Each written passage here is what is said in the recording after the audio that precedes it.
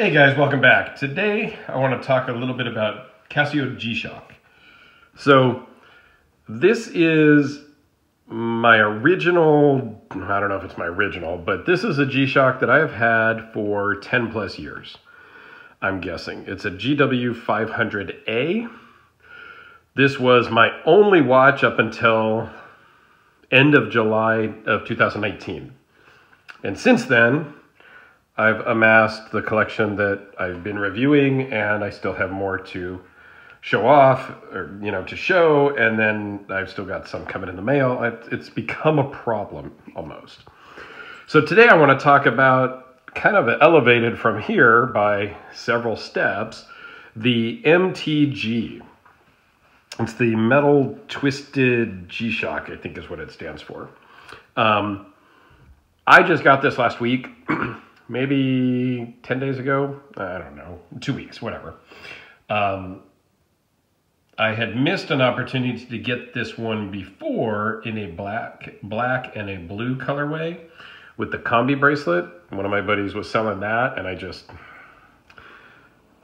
got stuck thinking about it and hemming and hawing, and I missed out on it, which is fine. So when this one came up for sale, from my buddy Random Rob, that somebody had sent in to him, I kind of thought about it again a little bit, and then I just finally broke down and just did it, because it had bugged me when I had missed a couple of watches in the past. So it really kind of, it gets to me that I missed them. But anyway, let's get into the specs on this.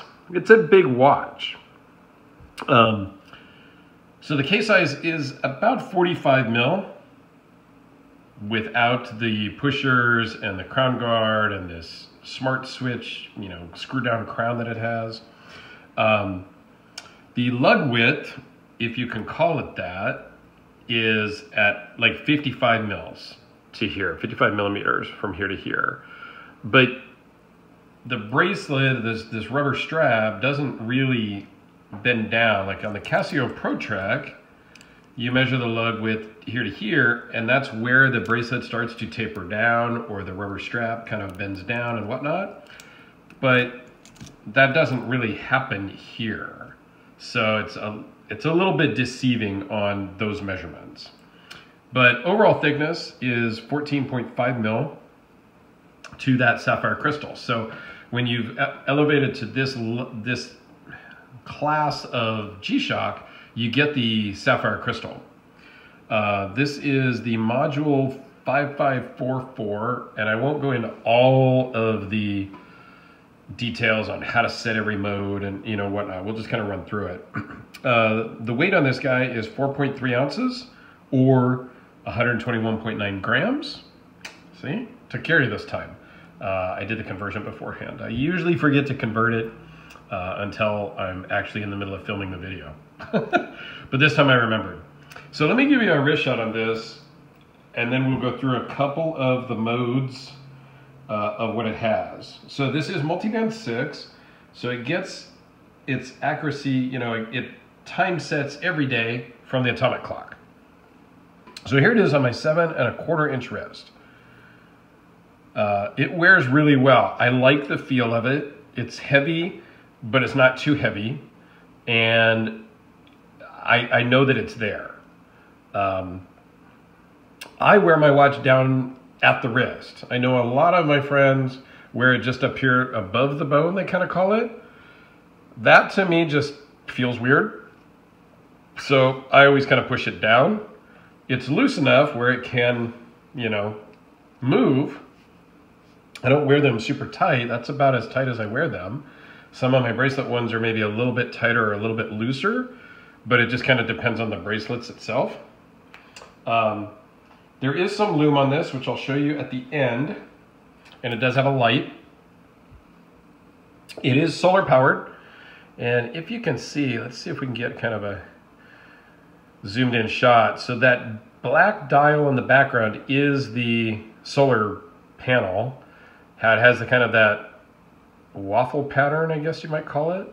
But the dial is really cool. So you've got, the analog date, or the analog, dial. You've got the date down here between the 3 and 4, or 4 and 5 position.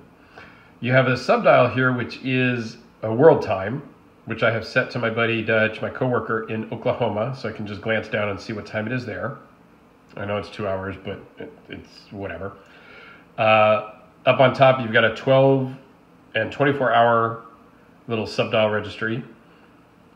And then you've got the modes here. So this is on a Saturday. So you've got Monday through, it's kind of hard to see. You've got Monday through, you know, the days of the week, and that's where that hour pointer, that pointer hand is pointing. And we'll just run through the modes really quick. So you've got a stopwatch, standard, start, stop, reset, and then you've got a timer function, which is kind of cool because the timer, obviously a countdown timer, counts backwards. So you've got the seconds hand, or the chronograph hand in this case now, since we've changed modes, is ticking backwards. So this one's set for 10 minutes, and then it beeps at the end of 10 minutes or whatever. So sometimes I just kind of let that run, so as I glance down, it's running backwards. And then you've got the world time, and when it got its signal, and then it's got like this little fuel gauge here on the left for a minute that tells you if you need to charge it or not. So it does have a light. You can switch by pressing and holding the light. You can switch the main dial and the sub dials world time. So right now, the sub dial is my alternate time zone. If I press and hold the light button, it will swap that and make the main dial the alternate time and the sub dial my home time. I hope that makes sense. So let me give you kind of a Loom shot here, and there is some Loom on it. There is not as much Loom as the Casio ProTrack, and there's certainly not as much Loom as on a Seiko. And there's really not as much Loom as on this guy, but that's for another video.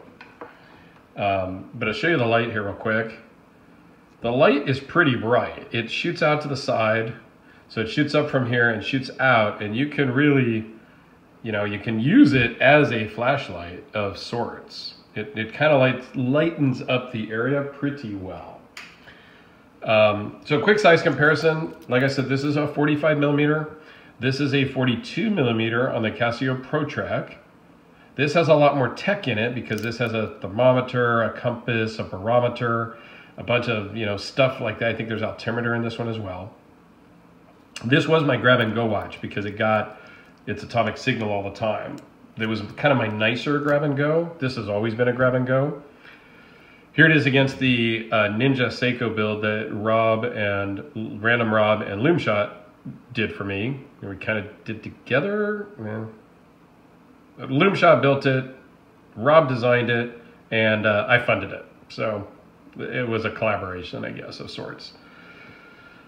The other cool thing about this, one last thing before we sign off, is it has Bluetooth. So it connects to my phone, which I'm using for this video, so I can't show you how that works.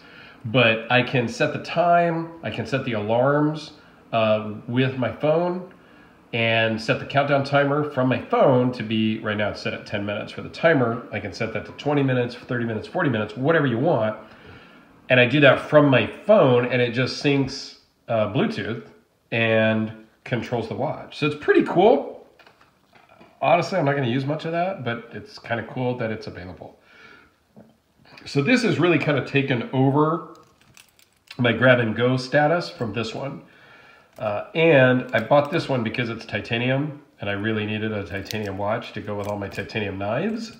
But I have a special titanium coming on Monday, so the ProTrack might, I don't know, we'll see if that sticks around or not. I got to start kind of controlling my collection here. So anyway, guys, MTG, they're super fantastic. Absolutely love it. It makes a statement. You can you really feel it on your wrist. And I'm really glad that I was able to pick this one up. So thanks a lot for watching. Let me know what you think about the G-Shock lines in general down in the comments below. And you have yourselves a great day, and we will see you on the next one. Thanks a lot, guys.